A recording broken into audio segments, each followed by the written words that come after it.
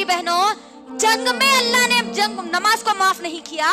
दुश्मन सामने है, अल्लाह अकबर, चाहे तो इनको कत्ल कर सकता है, इनको मार सकता है, इनको सफे हस्ती से मिटा सकता है। उस हाल में भी अल्लाह ने हुक्म दिया कि तुम वहां भी नमाज को नहीं छोड़ सकते। आज हमको क्या हो गया? क्या सोचकर हम नमाजों को छोड़ दिए? अल्लाह के लिए मेरी बहनों, अल्लाह के लिए खुद का जायजा लो।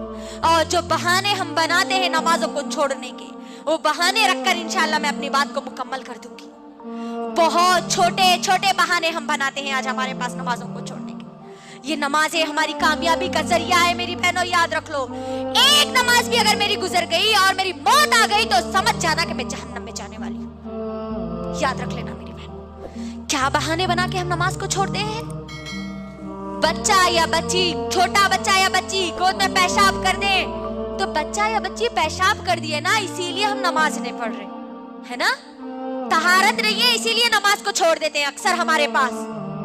मेरी बहनों, बच्चा या बच्ची पेशाब कर दे तो उसका हल भी मोहम्मद सल्लल्लाहु अलैहि वसल्लम ने बतलाया है।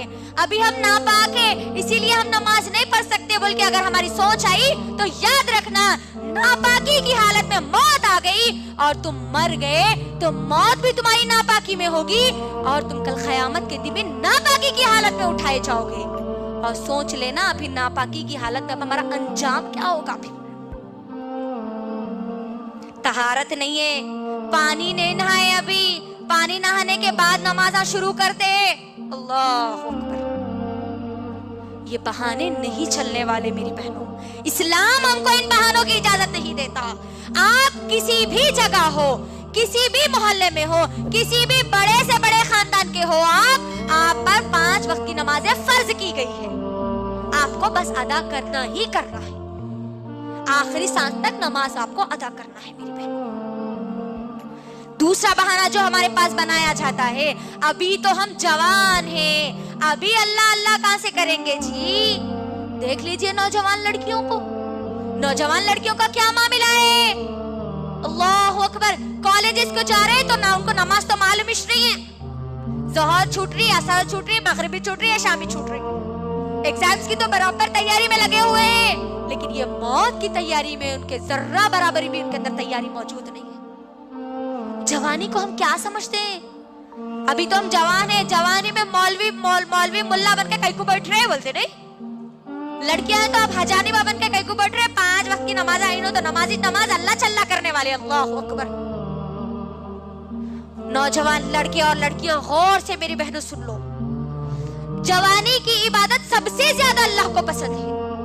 और कल मैदान महशर में जिन लोगों को जगह दी जाएगी, उन जवानों को दी जाएगी जो जवानी में अल्लाह की इबादत करते थे। जवानी को अपनी गारत मत करो, दुनिया की चीजों में मत भगाओ, क्योंकि जवानी में क्या होता है, इंसान का जोश, उसके अज़म, उसके हौसले, उसकी ख्वाहिशात बहुत ज्यादा होती है। उस बिजी माहौल में, उस मसरूफ जिंदगी में मुझे और आपको अल्लाह के सामने झुकने का वक्त निकालना है। जवानी का बहाना बनाकर हम नमाजों को नहीं छोड़ सकते, याद रखना।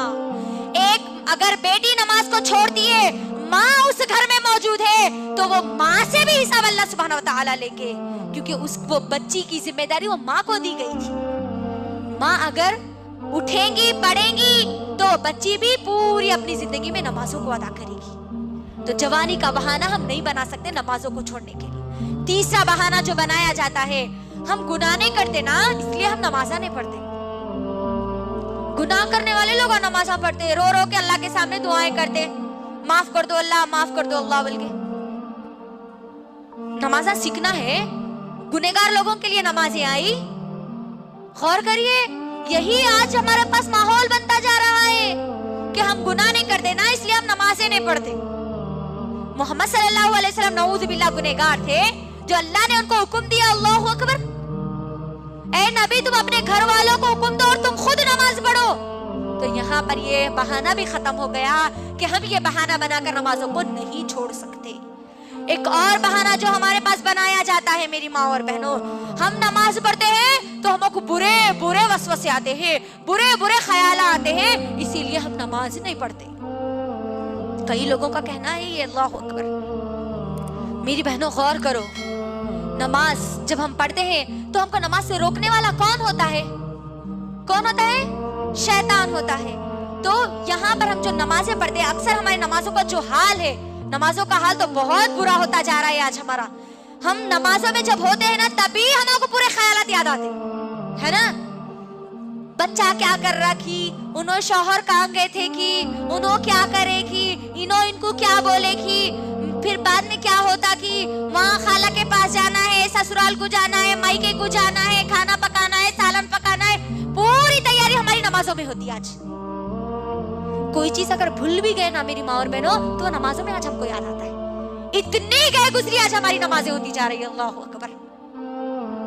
और फिर नमाजों में बुरे ख्यालात आते हैं, डर लगता, बल्कि हम नमाजों को छोड़ देते हैं आज कई लोग। अल्लाह अकबर। गौर करिए, मैं एक मिसाल आपके दरमियान रखती हूँ कि देखो, जिस घर में ज्यादा माल होता है वही घर में चोर आता है ना?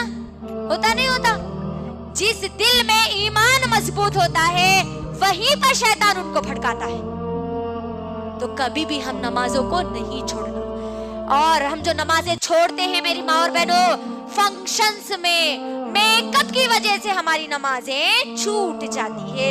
मेकअप का हम बहाना बना देते हैं। अल्लाह अकबर। फंक्शनल में हम जा रहे, ऐशा हमारी मगरिब तो चले जाती, ऐशा भी चले जाती, मेकअप है वो खराब हो जाता ना। मेरी बहनों, क्या आप मुझे इस बात की गारंटी दे सकती हो कि आप फंक्शनल से वापस आए तक इस दुनिया में जिंदा रहोगी? नहीं।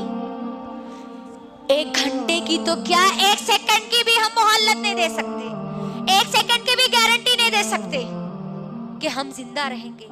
तो आप सोचिए, बेनमाजी बनकर, फेस पे मेकअप करके हम हमारी नमाजों को छोड़ेंगे तो बेनमाजी की मौत हम मारे जाएंगे। अल्लाह अकबर।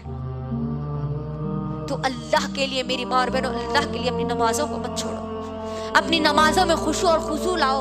सिर्फ इतना सोचो कि मैं किसके सामने खड़ी हो रही हूँ? मैं रब्बे कायनात के सामने खड़ी हो रही हूँ। वो रब जिसने पूरी दुनिया बनाई, जो मुझे दुनिया में भी कामयाबी देने वाला है, जो मुझे आखिरत में भी कामयाबी देने वाला है, उस रब के सामने खड़ी हूँ। जरा कभी तो गौर करना, बड़ों के सामने हम किस तरीके से अदब और लिहाज के साथ खड़े होते हैं, और हमारी नमाजें टिकटॉक पे यूं गुजर जाती है हमारी नमाज। वैसे छोरा ना, तो हम सजदे मारते हैं और हमारी नमाजें खत्म हो जाती हैं। किसके सामने हम खड़े हो रहे, ये ख्याल अपने दिल में पैदा करो अल्लाह के लिए।